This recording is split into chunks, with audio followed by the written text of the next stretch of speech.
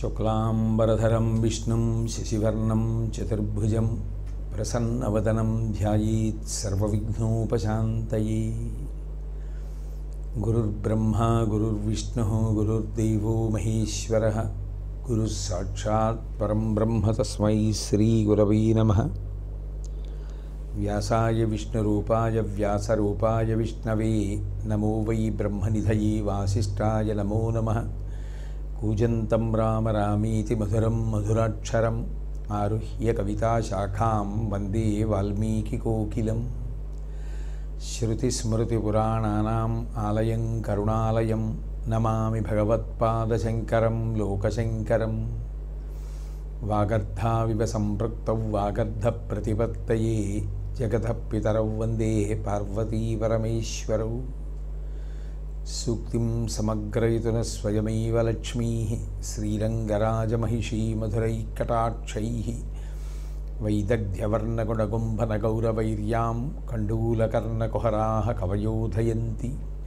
हैमोद्भपुण्ड्रमजहन्मकुटं सुनासं मन्दस्मितं मकरकुण्डलचारुगण्डं बिम्बाधरं बहुलदीर्घकृपाकटाक्षं श्रीवेङ्कटेशमुखमात्मनि सन्निधत्ताम्। विमलपटी कमलकुटी पुस्तकरुद्राक्षसस्तहस्तपुटी कामाक्षी पक्ष्मलाक्षी कलितविपञ्ची विभासि वैरिञ्ची। मनोजवं मरुततुल्यवेगं जितेन्द्रियं बुद्धिमतां वरिष्ठं वातात्मजं वनरयूथमुख्यं श्रीरामदूतं शिरसा नमामि। आपदामपहर्तारं दातारं सर्वसम्पदां लोकाभिरामं श्रीरामं भूयो भूयो नमाम्यहम्। सिन्दूरारुणविग्रहां त्रिनयनां माणिक्यमौलिस्फुरत्तारानायकशेखरां स्मितमुखीम् आपीनवक्षोरुहां पाणिभ्याम् अळिपूर्णरत्नचषकं रक्तोत्पलं बिभ्रतीं सौम्यां रत्नघटस्थरक्तचरणां ध्यायेत् परामंबिकाम्। हरिः ओम। परमेश्वरस्वरूपैన సభకి నమస్కారం। లలితా సహస్రంలో తరువాతి నామం విశ్వరూపాయై నమః. ఈ నామం ఇతర నామముల యొక్క వ్యాఖ్యాన రూపంగా అనేక పర్యాయములు యథార్థమునకు ప్రస్తావింపబడినది. ఈ విశ్వమంతా కూడా ఆమె రూపమే. ఈ విషయాన్ని మనం గతంలో కూడా ప్రస్తావించుకోవడం జరిగింది. భగవంతుని యొక్క మాయాశక్తి స్వరూపంగా ఆ తల్లియే ఈ నామరూపాత్మకమైనటువంటి జగత్తుగా పరిణమించింది. ఆ తల్లియే ఈ చరాచరాత్మకమైనటువంటి జగత్తుగా ప్రకాశిస్తోంది. అందుకని ఆమె కన్నా కూడా భిన్నమైనటువంటిది జగత్తు కాదు. ఆమెయే ఈ విశ్వము యొక్క రూపమును ధరించింది. కాబట్టి విశ్వమే ఆవిడ, ఆవిడే విశ్వము. అప్పుడు ఆ మాయాశక్తి ఈశ్వర శక్తి. కాబట్టి ఈ విశ్వము ఈశ్వరుడికి సంబంధించినది, ఈశ్వర శక్తి కన్నా అన్యము కానిది. అటువంటి ఈ లోకంలో ఉన్నటువంటి సమస్తాన్ని కలిపి విశ్వము అని పిలిస్తే అందులో ఉండేటటువంటి జీవుడు కానీ, లోపల ఉన్నటువంటి బ్రహ్మము కానీ, పైన పరివ్యాప్తమైనటువంటి ఈ సృష్టి అంతా అహంకారము, సత్వరజస్తమో గుణములు, పృథివ్యాపస్తేజో వాయురాకాశములు, శబ్దస్పర్శరసరూప గంధములు, పంచ కర్మేంద్రియములు, పంచ జ్ఞానేంద్రియములు, మాయ, ఇవన్నీ కూడా ఈ చరాచరాత్మకమైనటువంటి జగత్తుగా ఆవిడ రూపంలోనే ప్రకాశిస్తున్నాయి. కాబట్టి ఆమె కన్నా ఈ విశ్వము భిన్నము కాకుండా ఉంది. ఇందులో ఏ ఒక్క విషయాన్ని పరిశీలించినప్పటికీ కూడా ఆమెయే. ఆ కారణం చేత ఆవిడ విశ్వరూప అని కీర్తింపబడింది. ఆర్యాసక్తం చేస్తూ మూకశంకరులు ఒక మాట అంటారు. ఆహిత విలాసభంగీం ఆబ్రహ్మస్తంభ శిల్ప కల్పనయా ఆశ్రిత కాంచీమతులాం ఆద్యాం విస్ఫూర్తిమాద్రీ విద్యాం అంటారు. శ్లోకం యొక్క పాదాలలో అన్నీ ఆ తోటే ప్రారంభమయ్యాయి. ఆహిత విలాస భంగీం కేవలము తన విలాస రీతుల చేత, విలాసము అంటే ఆమె యొక్క కన్నులను కదిపినటువంటి కారణం చేత, లోపల సంకల్పమునకు అనుగుణంగా ఆమె కన్నులను కదిపితే దాని వలన ఈ సృష్టి అంతా వచ్చింది. అంటే ఆమె దాని కొరకు ప్రత్యేకంగా చేయవలసినటువంటి అవసరం ఉండదు అని, కేవల సంకల్పము. ఆ సంకల్పమునకు అనుగుణంగా ఆమె చూస్తుంది. ఆ చూపులు చూసేటప్పుడు చంచలమైన చూపులతో చూస్తే ఆ చూపుల యొక్క కదలికల చేత ఈ విశ్వమంతా ఏర్పడింది.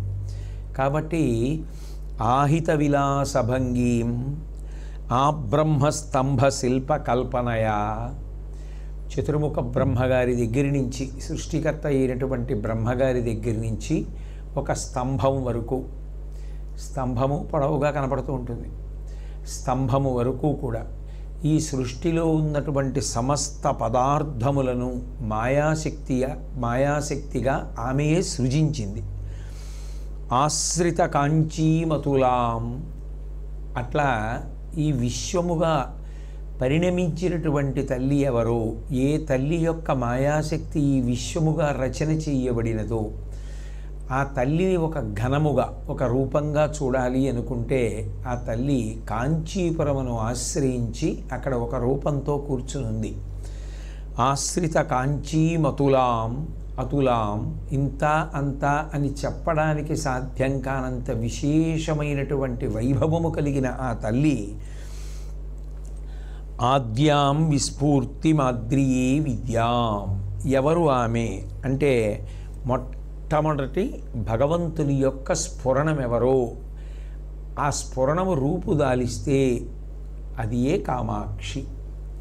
అయితే ఇందులో ఇదే భావనని మీరు జాగ్రత్తగా పరిశీలిస్తే శంకర భగవత్పాదులు కూడా సౌందర్యలహరిలో చెప్పారు. పురస్తాదస్తాం నః పురమధితురహో పురుషిక అంటారు.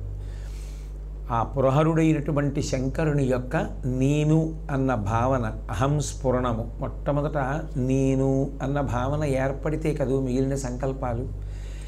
ఆయన తనలో తాను రమిస్తున్నటువంటి వాడు, మహాప్రళయంలో సమస్త భౌతములను తనలోకి తీసేసుకున్నటువంటి వాడు. నేను అన్న భావనని పొందితే ఆ భావనకి ఒక రూపం వస్తే అదే ఆవిడ. అటువంటి తల్లిని నేను ఆశ్రయించుతున్నాను. అలా ఆశ్రయిస్తే ఏమవుతుంది అంటే దాని వలన ఒక ప్రయోజనం కలుగుతుంది. ఏమిటా ప్రయోజనం? అది గంభీరమైనటువంటి విషయం. ఈ విశ్వము ఎంతకాలము నానారూపాత్మకంగా కనపడుతోందో అంతకాలము అది విషమై ఉంటుంది. ఎందుకని? అది విషయములకు కేంద్రమవుతుంది. శబ్దస్పర్శరస రూపగంధములనేటటువంటి పంచతన్మాత్రలు కానీ, కన్ను, ముక్కు, చెవి, నాలుక, స్పర్శేంద్రియమైనటువంటి చర్మము కానీ సుఖములను అనుభవించాలి అంటే ఈ విశ్వమునందున్నటువంటి నామరూపాత్మకమైనటువంటి జగత్తుతో తాదాత్మ్యత చెందుతూ ఉండాలి. నేను ఒక రూపాన్ని చూసి చాలా ఆకర్షితుడయ్యాననుకోండి, అప్పుడు నాకు ఒక సుఖం. అప్పుడు అది ఏమైంది? ధర్మాన్ని విడిచిందనుకోండి, నాకు విషమైపోతుంది. పైగా అది ధర్మాన్ని విడిచిందా విడిచిపెట్టలేదా వదిలిపెట్టేయండి. అట్లాగే నేను విషయ ప్రపంచం పట్ల ఆకర్షితుడనై అలసట తెలియకుండా పరమ సంతోషంతో ఆ విషయ సుఖములను అనుభవిస్తూ తిరుగుతున్నాను అనుకోండి, అంతమేముంది? జగత్తులో ఉన్నటువంటి విషయ వస్తువులకు ఎన్నో కొన్ని కోట్ల శబ్దములు వినపడుతూ ఉంటాయి. పైగా మనిషికి అనురక్తి కల్పించాలే తప్ప అది మళ్ళీ మళ్ళీ వినాలనిపిస్తుంది. చూసినదేదో అది మళ్ళీ మళ్ళీ చూడాలనిపిస్తుంది.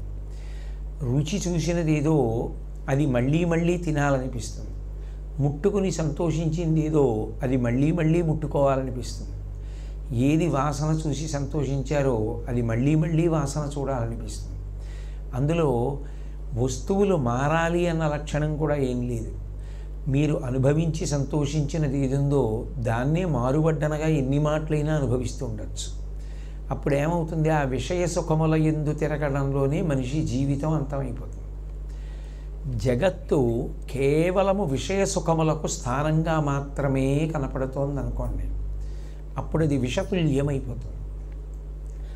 ఎందుచేత అంటే పంచ జ్ఞానేంద్రియముల చేత పంచతన్మాత్రలను ఆధారం చేసుకొని మనసు సుఖానుభూతిని పొందడానికి మాత్రమే విశ్వము హేతు అవుతుంది.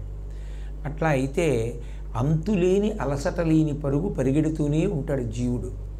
పరిగెత్తి పరిగెత్తి పరిగెత్తి పరిగెత్తి ఆఖరికి ఈ విషయ సుఖములను అనుభవించడంలోనే శరీర త్యాగం చేసేస్తాడు. అప్పుడు తెలుసుకొనవలసినటువంటి విషయాన్ని ఎలా తెలుసుకున్నాడు? ఇప్పుడు అదే విశ్వము అమృతమయమైపోతుంది. ఎందుకైపోతుంది అంటే ఇన్ని రూపాలుగా కనపడుతున్నది నిజానికి ఆ పరదేవతయే.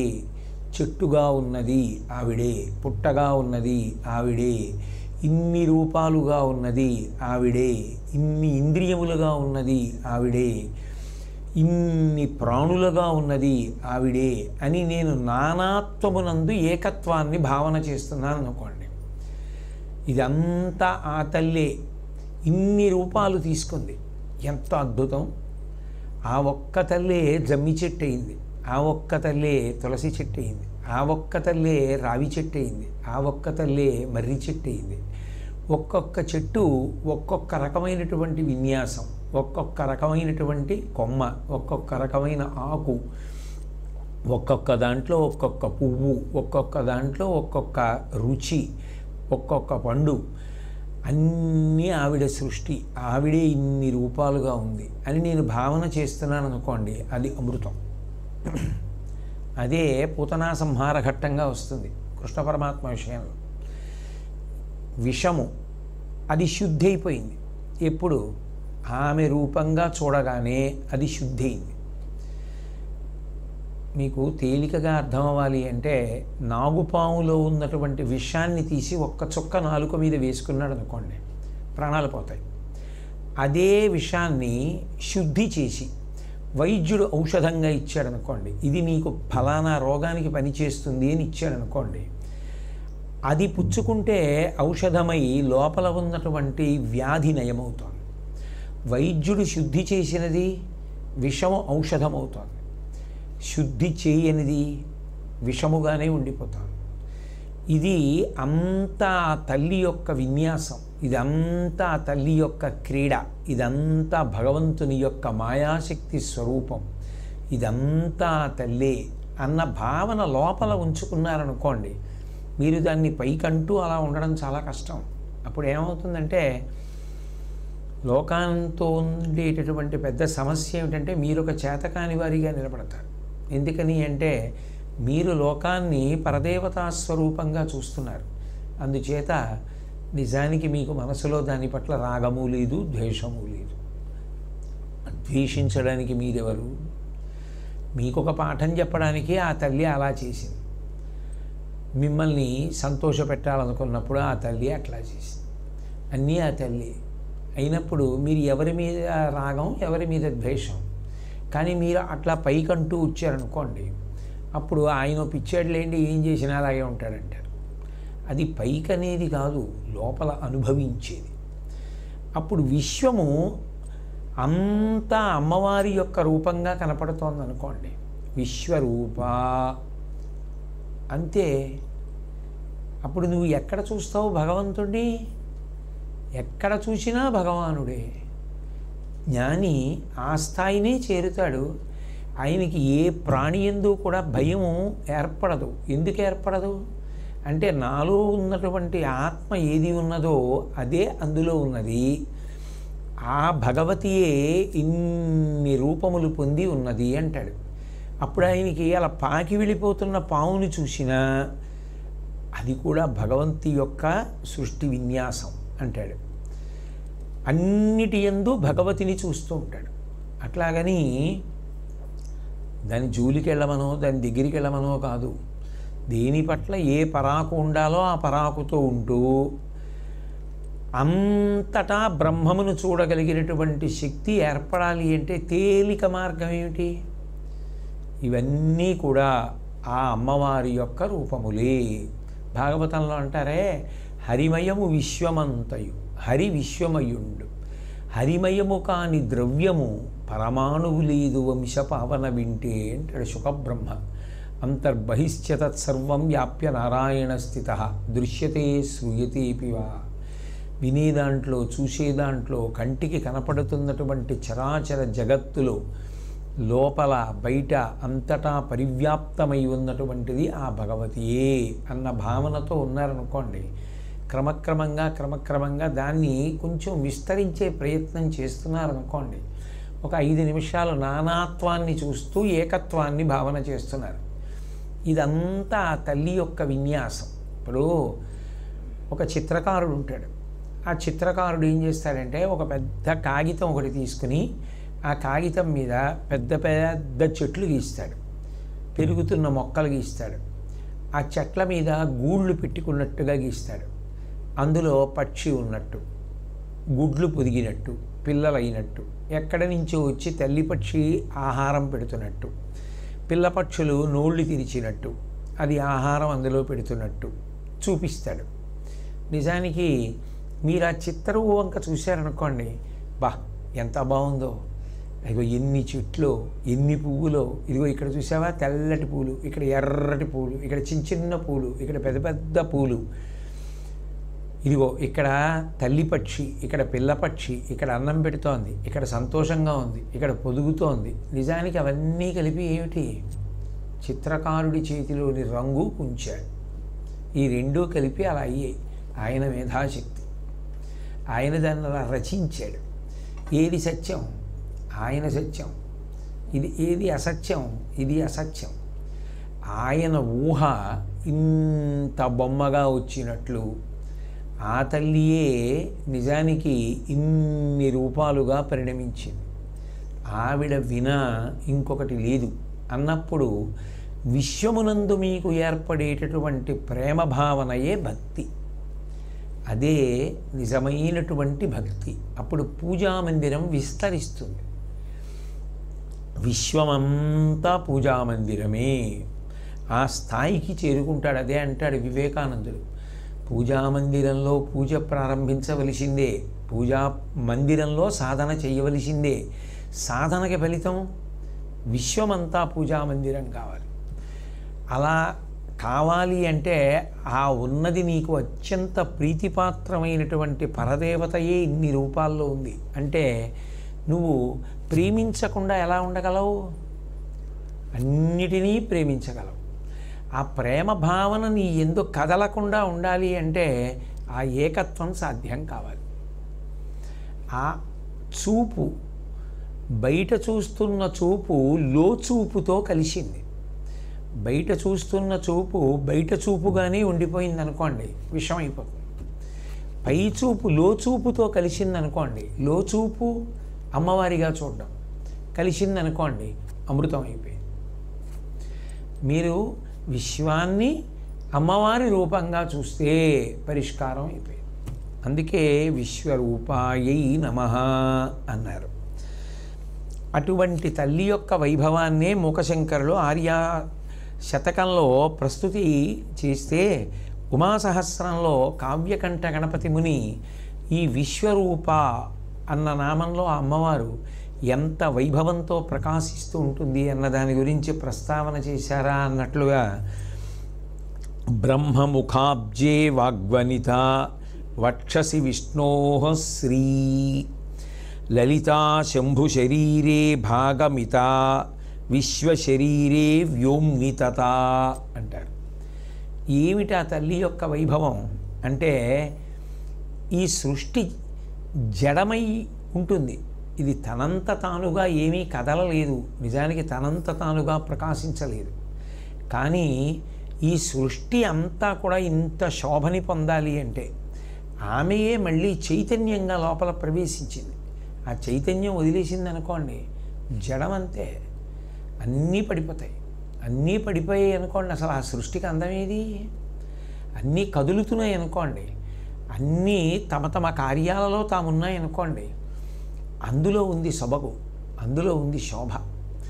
ఆ చైతన్యంగా ఆ తల్లి విశ్వశరీరే వ్యోమ్నితత, ఈ విశ్వము అనబడేటటువంటి శరీరం అంతటా కూడా ఆమె చైతన్యముగా ప్రవహిస్తోంది. ఈ తల మీద ఇక్కడ ముట్టుకున్న అరికాల్లో ముట్టుకున్న స్పర్శ తెలుస్తుంది, నా శరీరము అని. ఇక్కడ నుంచి అరికాలు వరకు చైతన్యం ప్రవహిస్తున్నట్టే ఈ విశ్వం అంతటా కూడా ఆమెయే ప్రవహిస్తోంది ఆ చైతన్య రూపంలో. అలా ప్రవహించకపోతే అసలు విశ్వమునకు ఉనికి లేదు, ఇదంతా జడమై పడిపోయింది. కాబట్టి ఈ కదలికలలో, ఈ అందంలో, మాటలలో, పాటలలో, హావభావ విన్యాసాల్లో, కదలికలలో, పడుకోవడంలో, లేవడంలో, తినడంలో, అన్నిటిల్లో, పువ్వుల వికసనంలో, ప్రతిదానిలో ఆ తల్లి యొక్క వైభవం ఉంది. ఈ వైభవాన్ని ఇట్లా నిర్వహించడానికి ముగ్గురు వస్తే ముగ్గురికి శక్తిగా మళ్ళీ ఆవిడే వెళ్ళడం సృష్టిలో పెద్ద విలాసం. అందుకే ఈ ప్రాణులు చేసిన కర్మలకి అనుగుణంగా శరీరములను ఇచ్చేటటువంటి విధిని నిర్వహించేటటువంటి సృష్టికర్త అయిన చతుర్ముఖ బ్రహ్మగారికి శక్తి స్వరూపంగా సరస్వతీదేవిగా ఆవిడే ఉంది. అట్లా ఆ తల్లి ఉండకపోతే ఈ సృష్టి రచన ఎలా సాగుతుంది? మళ్ళీ ఆ ప్రాణి ఉన్నంతకాలం ఆ ప్రాణి యొక్క జీవనం, నడవడం అనేటటువంటిది, దాని వృద్ధి, దాని స్థితి అంతా కూడా నిలబడడం అన్నది విష్ణు శక్తిగా, లక్ష్మీదేవిగా ఆమెయే నిర్వహిస్తోంది. ఆ లక్ష్మిగా విష్ణువుని ఆవహించి స్థితికార శక్తి అయింది. అప్పుడు ఈ విశ్వము నిర్వహింపబడుతోంది. ఆ తల్లియే లలితా శంభు శరీరే భాగమిత. లలితాదేవి అన్న పేరుతో శంభుదేవుని యొక్క శరీరాన్ని ఆమె ఆవహించి ఉంది. ఆ శక్తి స్వరూపంగా ఉన్న కారణం చేత ఈ సమస్త బ్రహ్మాండములు నిలబడడం. ఇక ఎంతకాలానికి జీవులు పరబ్రహ్మాన్ని పొందలేకపోతే పరమకారుణ్యంతో ఆ పరమేశ్వరుడే వాళ్ళందరినీ మహాప్రళయంలో పొందేటట్టు చేస్తున్నటువంటి శక్తి కూడా ఆమె. తిరోధాన అనుగ్రహములను నిర్వహిస్తున్నటువంటి శక్తి స్వరూపం కూడా ఆమె. కాబట్టి నిజానికి ఈ విశ్వము నడుస్తోంది అంటే ఈ విశ్వము యొక్క ఉనికి అంతా కూడా ఆమె యొక్క శక్తి మీద, ఆ చైతన్యం మీద ఆధారపడి ఉంది.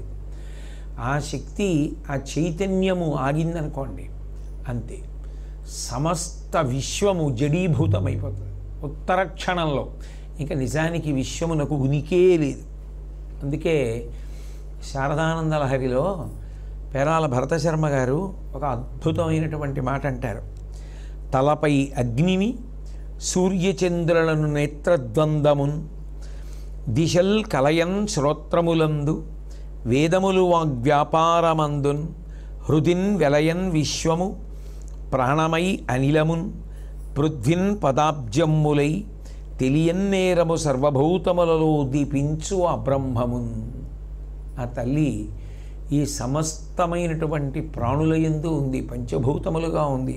తలపై అగ్నిని, నిజానికి పైకి చూస్తే ఒక స్థూల రూపంలో ఆమెని అర్చించాలనుకున్న వాళ్ళ కోసం అలా కనపడుతోంది. కానీ యథార్థమునకు ఆమె రూపము ఈ విశ్వమంతటా నిండిపోయి ఉంటుంది. అది మీరు పురుషస్వరూపంగా చెప్పండి, స్త్రీ స్వరూపంగా చెప్పండి, భగవంతుని యొక్క రూపానికి యథార్థ స్వరూపం అదే. ఆయన మనలాగే ఒక శరీరంతో, ఒక రూపంతో ఒక చోట ఉండిపోయాడు అనుకోండి, ఇంకొక చోట లేనివాడు అవుతాడు. ఇంకొక చోట లేనివాడు అయిపోతాడు. ఇక్కడున్నదే తెలుసుకొని ఇంకొక చోట ఉన్నదాన్ని తెలుసుకోలేకపోయినవాడు భగవంతుడు ఎట్లా అవుతాడు? కాలేడు. అంతటా నిండిపోయినవాడు, అన్నీ తానైనవాడు, భక్తుల యొక్క కోరికను మన్నించి నిన్ను ఒక రూపంతో చూడాలని మేము కోరుకుంటున్నామంటే వాళ్ళ కోరిక తీర్చడం కోసం వాళ్ళు ఏ రూపంతో అడిగారో ఆ రూపంతో కనపడతాడు. అది ప్రత్యక్షమగుట, అవతారము, కిందకి దిగి వచ్చుట అంటారు. పోతన గారు భాగవతం చేస్తూ అంటారు, శివుడు అంటే ఓ లీలా రూపాలలో ఇలా ఉంటాడు అంటాం. నిజానికి ఆయన యొక్క యథార్థ రూపం అగ్నిముఖంబు, పరాపరాత్మకమాత్మ, కాలంబు గతి, రత్నగర్భ పదము, శ్వశనంబు నీయుర్పు, రసన జలీషుండు, దిశలు కర్ణంబులు, దివము నాభి, సూర్యుండు కన్నులు, శుక్లంబు సలిలంబు, జఠరంబు జలధులు, చెదలు శరము, సర్వౌషధులు రమచయము, శల్యంబులద్రులు మానసమృతకరుండు ఛందములు ధాతువులు ధర్మసమితి హృదయము ఆస్యపంచకము వృషదాహ్వయంబైన నీరూపు సరసత్వమై శివాఖ్యయై స్వయం జ్యోతి అయ్యొప్పు ఆద్యమగుచు అంటారు. అంతటా నిండిపోయి ఉంటాడు. అలాగే ఆ పరాశక్తి యొక్క విశ్వస్వరూపంగా ఆలోచన చేసినప్పుడు ఆ తల్లి తలపై అగ్నిహోత్రమంతా కూడా ఆమె యొక్క శిరస్సు, సూర్యచంద్రులను నేత్రద్వందమందున్, సూర్యచంద్రులిద్దరూ కూడా ఆమె యొక్క నేత్రములు, దిశల్ కలయన్ శ్రోత్రములందు, దిక్కులన్నీ కూడా ఆమె చెవులు, వేదములు వాగ్వ్యాపారమందున్, వేదములే ఆమె యొక్క వాక్కులు లేదా వాక్కులే ఆమె ఆ వేదములు, హృదిన్ వెలయన్ విశ్వము, ఆమె యొక్క హృదయమే విశ్వము అంటే ఆ చైతన్యమే అంతటా పరివ్యాప్తమైంది. ప్రాణమై అనిలమున్, మనలో ఉండేటటువంటి ప్రాణమే ఆమె యొక్క ఊపిరి గాలి. పృథ్విన్ పదాబ్జమ్ములై, ఈ పృథివీ అంతా కూడా ఆమె పాదపీఠం. పదాబ్జమ్ములై తెలియన్నేరము సర్వభూతములలో దీపించు ఆ బ్రహ్మమున్ అంటారు. అది తెలుసుకోవడం సాధ్యమవుతుందా? అందుకని పరమభాగవతోత్తములైన వాళ్ళ కోసమని ఒక రూపాన్ని తీసుకుని ఇలా వచ్చింది. అందుకని ముఖశంకరులు కాంచీపురంలో ఉంది, అట్లా కూర్చుంది అంటూ ఉంటారు. అలా నడిపించేటటువంటి ఆ అనంత శక్తి, ఆ శక్తి, ఆ చైతన్యం ఘనమైతే ఒక రూపాన్ని పొందితే అది కామాక్షి, అది లలితాపరాభట్టారిక. అటువంటి తల్లిని విశ్వరూపంగా చూసినప్పుడు ఎవరు చూడగలరు? ఎవరూ చూడలేరు. అది జ్ఞాననేత్రంతో చూడవలసిన విషయం. స్థూల రూపంగా చూడాలి అని ఆర్తి చెందిన వారి కోసం మాంసచక్షుతో కూడా చూడడానికి వీలుగా ఆ తల్లి ఒక రూపంతో అవతరించింది. తైత్తరీయోపనిషత్తు ఆ తల్లి సృష్టి చేసినటువంటి క్రమం గురించి వర్ణిస్తుంది. అందులో బ్రహ్మణ విపశ్చితేతి తస్మాద్వా ఏతస్మాదాత్మన ఆకాశస్యం భూతః ఆకాశాద్వాయుః వాయోరగ్నిః అగ్నిరాపః అద్భ్యపృథివీ పృథివ్యావోషధయః ఓషధీభ్యో అన్నం అన్నాత్ పురుషః అంట. ఆవిడ ఈ విశ్వాన్నంతటినీ సృష్టించినప్పుడు ఒక క్రమంలో తీసుకొచ్చింది. మళ్ళీ వెనక్కి వెళ్ళిపోయినప్పుడు కూడా అంతే, అట్లాగే వెళ్ళిపోతుంది సృష్టి మహాప్రళయంలో. అది ఆకాశాద్వాయు, మొట్టమొదట ఆకాశాన్ని సృజించి ఆకాశములోంచి వాయువు వచ్చింది. వాయోరగ్ని, వాయువులోంచి అగ్ని. అగ్నిరాప, అగ్నిహోత్రంలోంచి నీరు వచ్చింది. అభ్య పృథివీ, ఆ నీటిలోంచి భూమి వచ్చింది. పృథివ్యా ఓషధయ, ఈ భూమిలోంచి ఓషధులు పండి. ఓషధీభ్యో అన్నం, ఆ ఓషధుల నుండి అన్నము లభించింది. అన్నాత్ పురుష, ఆ అన్నము యొక్క సారమే శుక్లశోణితములైంది. శుక్లశోణితములై అవి రెండూ కలిసి శరీరములు పొంది ఇన్ని ప్రాణులు ఏర్పడుతున్నాయి. కాబట్టి ఈ సృష్టిని ఒక క్రమంలో విశ్వంగా వచ్చేటట్టు చేసినటువంటి తల్లి ఆ తల్లియే అని మనకి తైత్తరీయోపనిషత్తు తెలియచేస్తుంటుంది. కాబట్టి విశ్వరూప అథవా తెలుసుకోవలసిన విషయం ఏమిటంటే విశ్వము విశ్వము విశ్వము అంటూ విషయ సుఖములకు కేంద్రంగా చూసుకున్నంతకాలం ప్రమాదం. అయితే మరి విషయ సుఖములను అనుభవించకుండా ఉండడం ఎవరికి సాధ్యమవుతుంది? విషయ సుఖములను అనుభవించకుండా ఎవరు మాత్రం ఉండగలరు? అన్నం రుచిగా ఉందండి, ఈ కూర రుచిగా ఉందండి, ఈ పదార్థం మధురంగా చాలా బాగుందండి, ఆవిడ చాలా ప్రేమైకమూర్తి అండి, ఉత్తమ గుణములు కలిగినదండి అని మీరు ప్రేమ పొందకుండా, ప్రేమ పంచకుండా ఎలా బ్రతికేస్తారు? సాధ్యమా? అప్పుడు శాస్త్రం చెప్పిన పరిష్కారం ఏమిటంటే ఒక్కటి గుర్తుపెట్టుకో, అన్నీ నివేదన చెయ్యి. నైవేద్యం అంటే ఏమిటి? నివేదన. నివేదన అంటే ఏమిటి? ఆవిడికి చెప్పు, అమ్మా నిన్నిందులో చూస్తున్నాను, యద్యద్విభూతివత్సత్వం శ్రీమదుర్జితమేవ వా తత్తదేవావగచ్చత్వం మమ తేజోంశ సంభవం. అమ్మ నీ తేజస్సు, అందుకే అన్ని సుగుణములు ఏర్పడ్డాయి, అంతటి ప్రేమైకమూర్తి కాగలిగింది అని అభిమానించు, నీకు దోషం రాలేదు. తప్ప కేవలము నువ్వు అన్యథా ఆకర్షణ పెంచుకుంటే అప్పుడు అది భోగము వరకు పరిమితమైపోతుంది. అప్పుడు అందులో ఎంతకాలం తిరుగుతావు? దృష్టికోణంలో మార్పు తరించిపోయావు. దృష్టికోణంలో మార్పు అంటే చూడడం అదే చూపు, కానీ లోచూపులో మార్పు. లోచూపు మారితే చూపు మారదు, చూపు అదే, కానీ తను పవిత్రుడైపోతున్నాడు. అదొక్కటే తేడా. అది రావాలి అంటే పరిష్కారం ఏమిటి అంటే ఈ విశ్వమునంతటినీ ఆమె రూపంగానే చూడడం నేర్చుకో. నా మనవడు అన్నప్పుడల్లా ఆ తల్లి అనుగ్రహం లేకుండా మనవడు ఎలా పుడతాడు? ఆ తల్లి అనుగ్రహించి మనవడిని ఇచ్చింది. నా మనవరాలు ఆ తల్లి అనుగ్రహం నా ఇంట బాల రూపంలో ఆడుకుంటోంది, నన్ను తాతని చేసింది. భార్య ఉత్తమురాలు సుగుణవతి, అనుగమించేది ఆ తల్లి అనుగ్రహం, మంచి భార్య మంచి సత్సంగ సభ్యులు, చక్కగా చెప్పిన మాట వినేటటువంటి వాళ్ళు ఎంతో సంతోషాన్ని కల్పిస్తూ ఉంటారు. ఆ భగవతి అనుగ్రహం, అటువంటి సత్సంగ సభ్యులందరూ నీ చుట్టూ ఉన్నారు అన్నీ ఆవిడ ప్రసాదం అంటూ ఉండు. అప్పుడు ఏమైంది?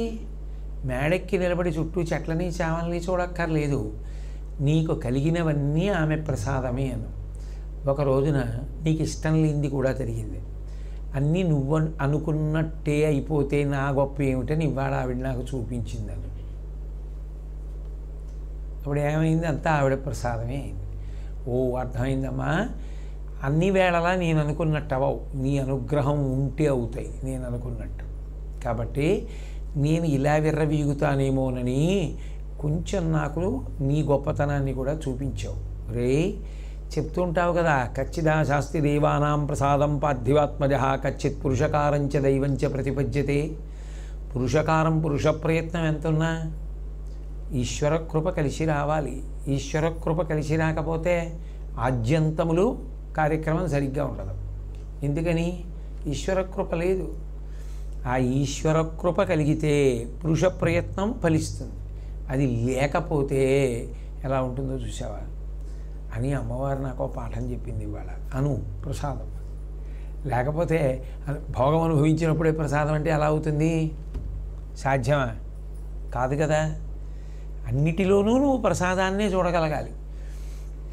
నిన్ను సేవింపగ నాపదల్పడమని, నిత్యోత్సవం బబ్బని, జనమాతృండనని, సంసారమోహంబు పైగొనని, జ్ఞానము గల్గని, గ్రహగతుల్ కుందింపని, మీలు వచ్చిన రాణి, అవి నాకు భూషణములే శ్రీకాళహస్తీశ్వర. అవి నన్ను ప్రకాశింపచేస్తుంటాయి. ఎందుకని? అప్పుడు నాకు కొత్త ఆలోచనలు వస్తాయి. ఇది ఇలా కాదు, ఇంకొకలా పరిష్కరించాలి అని. కాబట్టి విశ్వముగా ఆ తల్లిని చూడడం అలవాటైతే అదే మనిషి పండడానికి కారణమవుతుంది కదా. కాబట్టి విశ్వరూపాయై నమః అని ఆ తల్లిని కీర్తించారు. మంగళాశాసనపరై మదాచార్య పురోగమై సర్వైశ్చ పూర్వైరాచార్యై సత్కృతాయాస్తు మంగళం. మంగళం కోసలేంద్రాయ మహనీయ గుణాత్మనే చక్రవర్తి తనూజాయ సర్వభౌమాయ మంగళం. ఉమాకాంతాయ కాంతాయ కామితార్థప్రదాయినే శ్రీగిరీశాయ దేవాయ మలినాథాయ మంగళం. సర్వం శ్రీ ఉమామహేశ్వర పరబ్రహ్మార్పణమస్తు. స్వస్తి.